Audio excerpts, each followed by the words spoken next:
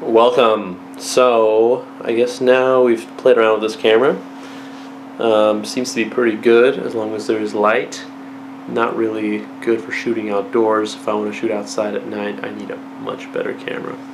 But this will do for indoors, as long as they're well lit. Anyhow, what's the idea here? I'm just going to be practicing right now doing public speaking, talking about self-development topics, getting comfortable in front of the camera, just doing stream of thought, stream of consciousness, just making it look and sound professional, or at least somewhat decent, without being too amateur about it. Getting the angles right, getting the lighting right, getting the mic, the audio right, because right now I am new at this. And this will be an interesting experience for me. Vocal tonality, that's something I definitely have to work on. His voice. Hey, I'm talking to you. So, I just need to be more comfortable in front of the camera. And then I'll be able to integrate all the self-development stuff that I'm doing and make some cool video blogs. And we'll see where it goes. Life coaching and seminars and all that good stuff. But just, getting comfortable talking to myself, to the camera, to you guys out there who will be listening to this shit, hopefully, maybe. That is that. So, self-development. What can we talk about in self-development? We talk about the idea of mastery. There's a great book by George Leonard, Mastery, kind of a self-development classic, and it's a short little tome, just like 150 pages or something like that. Quick little read, but it's a gem of a book. The basic idea there is that our culture has saturated us with this concept of the magic pill, or the get-rich-quick scheme, or the fast short-term results rather than long-term effort.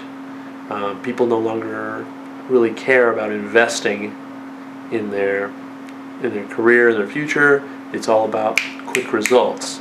And if you look at media, for example, advertising just perpetuates this.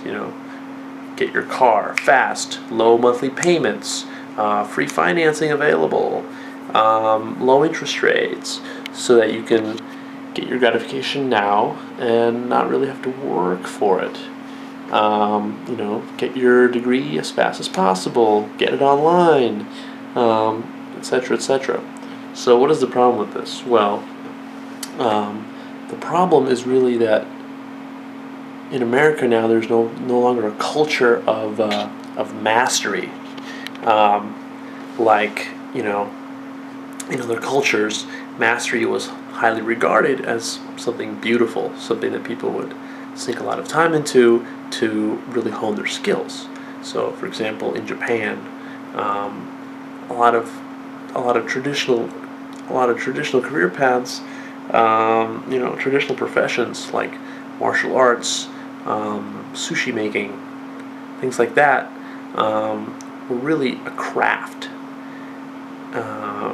I heard once on the Discovery Channel there was a documentary about sushi chefs, and they said that for the first 2 years of a sushi chef's career, what he does is he just learns to properly rinse and prepare the rice, just regular steamed rice.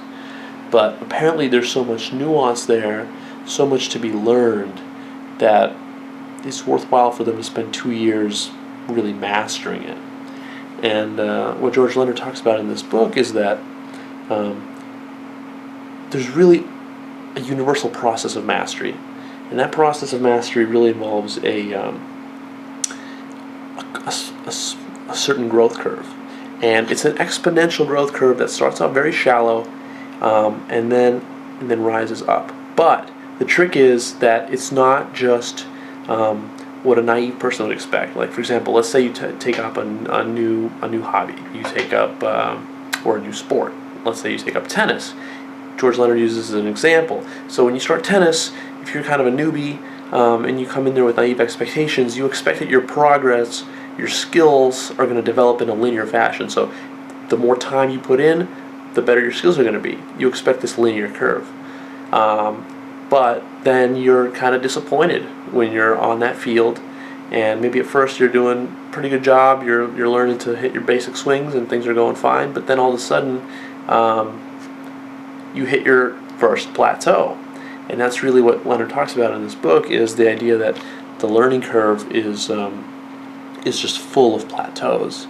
In fact, most of the time when you're mastering a new skill, whether it's a sport, a hobby, something like chess, tennis, martial arts, a new career, whatever it would be, dancing, singing, all of these things, as you're mastering them, most of the time is spent in the plateaus, not progressing or advancing upward. So really what the curve looks like is it moves forward and upward, but like a stair step. And the stairs are long. See, that's the plateau part. And this is really what discourages most people from success and mastery at almost any skill set, is the idea that once they hit those first few plateaus, they stop seeing progress and they lose faith, they lose confidence. They realize this is a much harder thing to master than they originally expected. And the problem with this is that they quit. And if you quit at one thing, soon enough you're going to quit at the next thing, especially when it comes to mastering skills or achieving something really meaningful in your life. So adding a new set of skills to your repertoire. And so a lot of people stagnate as a result, and a lot of people dabble, which is they start on that curve, they progress a little bit, they hit those first few plateaus, and then it's like, well, it's too hard. I'm not advancing as fast as I wanted to. I thought I was going to master this in a couple of weeks. Turns out that it's going to take me years. People don't realize the mastery curve is what it is, and really the solution is to understand the level of commitment that you're making when you're starting up developing a new skill set, but also developing a love for being on the plateau, because that's where you're going to spend most of your time. You're not going to spend most of your time advancing. It's not going to be easy. You're going to be on those plateaus, and what does that mean? That means you can't be after it for the instant gratification. You can't be after it for that rush when you get from progress. You have to just develop a love for the practice, for the day-to-day, the minute-to-minute grind, if you will, of whatever it is you're doing. But obviously you don't want to feel the grind of it, because see, that's the problem, is that if it feels like a grind to hit the same tennis serve hundreds of times over and over again, then you're never going to be good. You're never going to master it. The fact is that the master is the one that loves doing the fundamentals over and over again. And as the classic rule says, 80% of your results come from 20% of your effort. So the fundamentals are really where it's at, and mastering those is the key to mastery in general. So I thought this was a brilliant concept. Helped me because a lot of times a big problem I notice in self-development is just when you're undertaking a new project or mastering a new skill set or some new endeavor that you're doing, one of the biggest problems is just setting the right expectations. Having realistic expectations for what your progress is going to be like, how much effort you're going to have to put in, the level of commitment that you're going to make. One classic self-development gem for success is goes like this, basically a quote: you have to know what you want, see it, vision it, and then accept the cost before you can achieve it. So the idea behind that is that you need to know what the cost. Not only do you need to know exactly what it is that you're aiming for, that's always the beginning of any journey, is to set those goals, to set that vision that inspires you. But then to understand that it doesn't come for free. So if you want to be a tennis master, if you want to be a great tennis player, maybe not a world ranked player, but just a really good player, a great player, not professional, but someone that can play the game well against tough opponents, then you have to accept the cost of what it takes to get there. And for various skills, it's going to be different things. But in the case of tennis, it's going to be hitting hundreds, if not thousands, of shots, forehand shots, backhand shots, serves, volleys, lobs, all of it, practicing it again and again until you develop a mastery for it. And the best way to do that is to cultivate a love for the process and just the practice, because that's where most of your time is going to be spent. And if you don't enjoy that, if you don't love that, then it's going to feel like a grind, and you're not going to take any pleasure in it, and you're going to quit.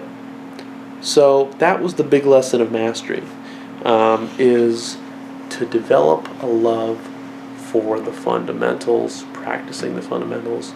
I think it's a really good concept. It's simple, it's traditional, but you know what? That's exactly what's missing in today's get-rich-quick fix culture that wants a magic pill for every a quick solution for every problem. But you know what? The really valuable things, the things that are going to be happening in here, the development of your mind, that is not going to come quick. It's not going to come easy. That is done through massive repetition.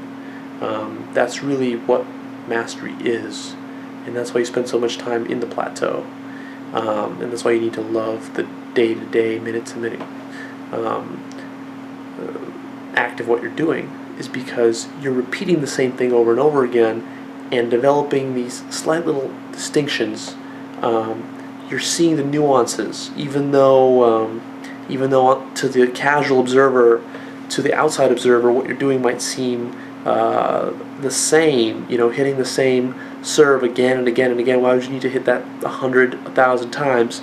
Well, really what's happening behind the scenes is that you're noticing the little distinctions, and you're calibrating, and you're adjusting, and you're hardwiring those motor responses deep into your brain. So it's going from your conscious understanding of how to do it, going from your prefrontal cortex, it's going and it's getting hardwired into your motor coordination system, which is ultimately the cerebellum, the hindbrain, like the reptilian brain, which gives you unconscious mastery, so that you automatically, instinctually know when to make the right hit, when to make the right serve, how to adjust the serve, how to get the ball to go exactly where you want it to go, because all those are little adjustments that you have to make in your swing. And that's really what a master knows how to do, is make those little adjustments. Whereas to the layman, to the newbie, those distinctions aren't clear, because to him, he hasn't practiced enough times to see them. It seems like, well, a serve is a serve is a serve, a shot is a shot is a shot. Whereas for the master, there's so much more depth there.